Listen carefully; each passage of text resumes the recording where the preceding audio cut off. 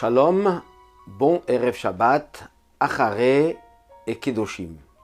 Deux parachiotes que nous lisons cette semaine, Shabbat, qui en première partie parle de la construction, l'inauguration du Mishkan, du sanctuaire, ce qui est arrivé le premier jour, et surtout comment le Kohen, le grand prêtre, devait se préparer et comment il va faire le service le jour de Yom Kippour. Et d'ailleurs, les textes sont lus aussi le jour de Kippour.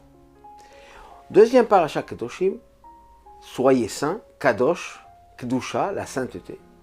La Torah en parle de beaucoup de mitzvot, mais il y a un verset qui est très connu, sur lequel Rabbi Akiva nous dit « Ze klal gadol batorah ».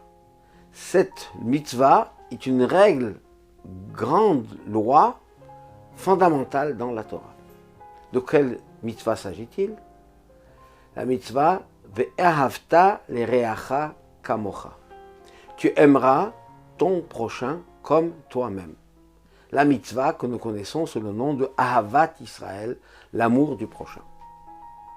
Et là, les commentaires de la Torah, notamment le Ramban, Nachmanide, posent la question suivante, en disant comment la Torah peut nous demander quelque chose qu'il est quasiment impossible.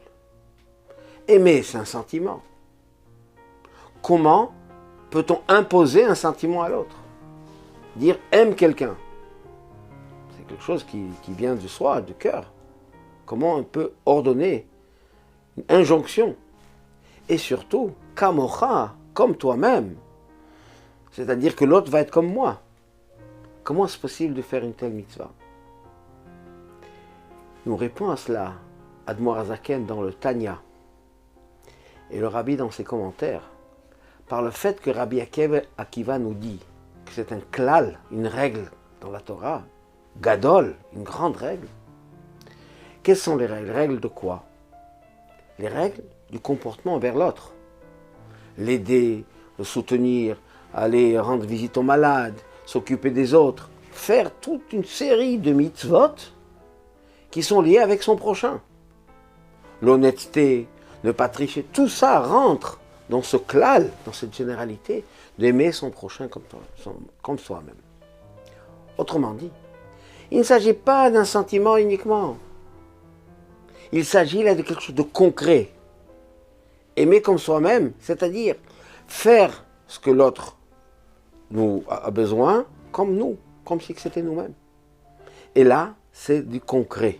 C'est pas uniquement de la théorie, c'est pas uniquement des sentiments, aimer son prochain comme soi-même, mais en fait, c'est avoir envers l'autre un comportement concret comme si que c'était soi-même.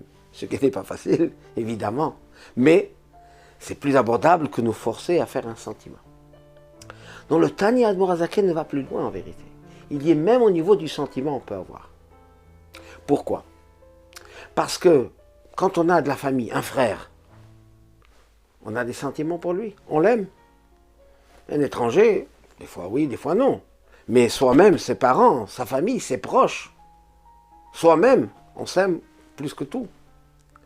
Eh bien, on peut arriver à faire à l'autre comme soi-même quand on réalise que l'autre est réellement comme moi-même. Et que l'autre, ce n'est pas un étranger. Même si son comportement, son visage, ces éléments extérieurs ne nous conviennent pas ou même nous irritent, ça c'est le secondaire, c'est une enveloppe, c'est un emballage. Mais qu'est-ce qu'il y a dedans? Dedans, il y a la neshama, l'âme divine. Et l'âme divine, dit le Tanya, qui est achim mamash. En fait, tous, on émane d'une seule âme. Alors, on est réellement des frères. Maintenant, bien sûr, si on regarde l'aspect extérieur, oui, on peut avoir des différences. Mais si on regarde vraiment l'essentiel, ce que nous sommes dedans, ce qui est réellement nous-mêmes, cette neshama, nefesh haelokit, l'âme divine qui est en nous, on est une seule âme de tous. Et donc, l'autre n'est pas l'étranger, c'est pas l'autre, c'est moi-même.